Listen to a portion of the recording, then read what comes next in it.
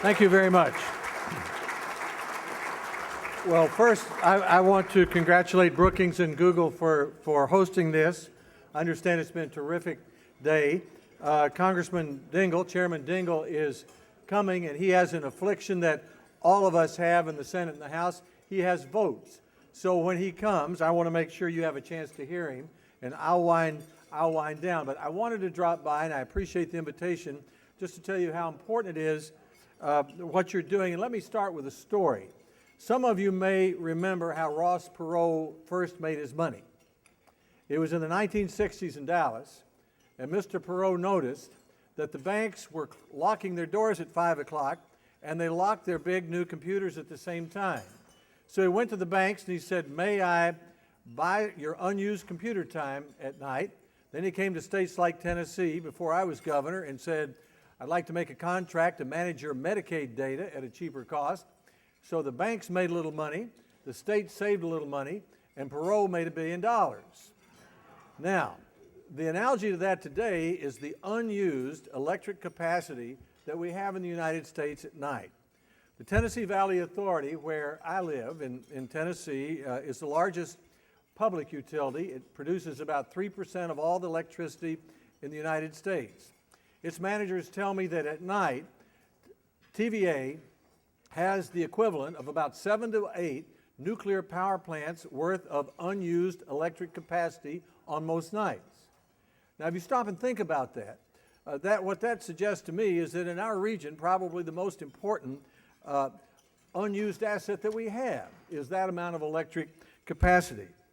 So on Monday, Congressman Bud Kramer and I, he's a Democrat, I'm a Republican, we're co-chairman of the TVA Congressional Caucus, are hosting in Nashville a congressional hearing on our plug-in electric vehicles, one of the answers to high gas prices. We'll have 11 vehicles there. Many of your companies will be represented there, and it'll be a way to help make the public more aware of these things. As was mentioned, I went to the Oak Ridge National Laboratory about 4 weeks ago, and I suggested to about 200 scientists there that we needed a new Manhattan project for clean energy independence, that would make a lot more sense than dueling poster boards on the United States Senate floor about who did what to whom. And I said we should start by doing the things we know how to do, which would be exploration offshore, new nuclear power plants, but then we ought to pick 7 grand challenges of things we don't yet quite know how to do and give the same kind of focus to that we gave in World War II to splitting the atom and building a bomb. That was a tremendous effort at that time. It drafted some of the most important companies. It spent $16 billion in today's dollars. It had the best scientists in the world. It had an Army Corps of Engineers general in charge, and it had a focus. And among the grand challenges I suggested were 3 already picked by the National Institutes of Engineering. One of those is carbon recapture. One of those is help make solar power more competitive cost-wise with fossil fuels. But one I picked was help make electric vehicles commonplace within 5 years. I want to congratulate Mr. Sandelow for his work at Brookings on this. And in my brief comments tonight, I wanted to try to answer the question, what should the federal role be? If I were to suggest a criteria or two, these are the things I think we have to watch out for when the federal government, which as big as it is relatively small in our big economy, begins to get involved in the marketplace.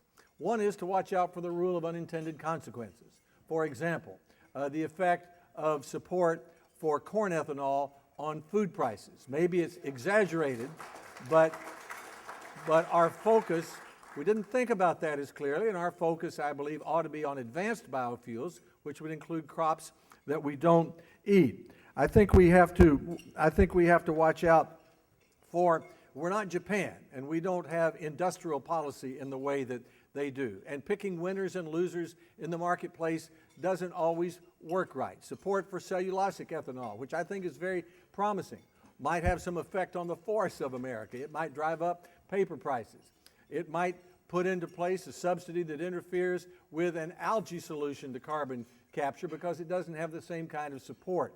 And that, as we've seen with support for wind, which is now well developed, a subsidy that we put in 1992 grows and grows and stays in office and begins to squeeze the money out for other renewables or other promising technologies. So keeping that in mind, here in quick order are some of the things I think the federal government could appropriately do, and I've listed them in the order that I think are probably most appropriate in terms of federal interference with the free market.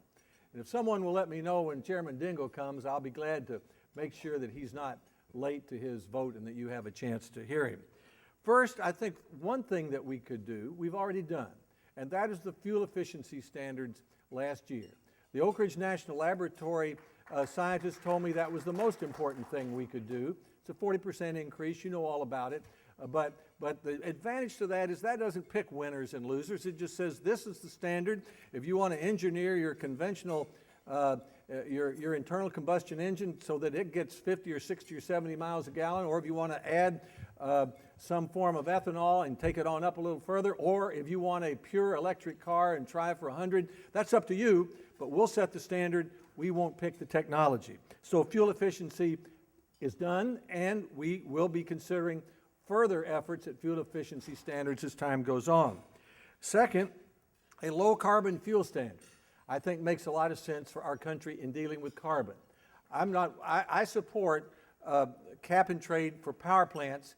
I'm not ready to support it for the whole economy. I'd rather put caps on power plants and a low carbon fuel standard on fuel. Again, that is the kind of government action that doesn't pick and choose winners.